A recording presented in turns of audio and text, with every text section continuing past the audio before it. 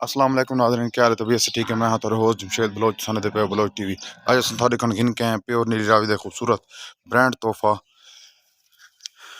चड्डे दा वंड देख लो, विरल वेख लो ते झोटी दी चाल ढाल वेख लो। बहुत ही खूबसूरत झोटी ते नायाब चीज़।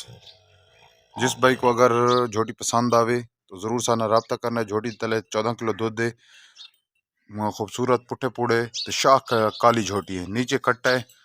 तकरीबन 3 माह की सूई हुई है तो बहुत ही खूबसूरत नायाब चीज़ है। जिस भाई को अगर ज़रूरत हो ज़रूर साना रब्ता करना है। थना दी वंड वेख लो, चले का डिज़ाइन ही वेख लो, झोटी का सिंग सेरी वेख लो, बहुत ही अच्छी चीज़ है। अगर वीडियो अच्छी लगे तो चैनल नू सबसक्राइब करना है, लाइक करना है, दोस्तों ने शेयर करना है। झोटी की डिमांड 3,30,000 रुपये। एक कट्टे की वीडियो नाल मैं अटैच करेंदा पियाँ, ये वेख लो।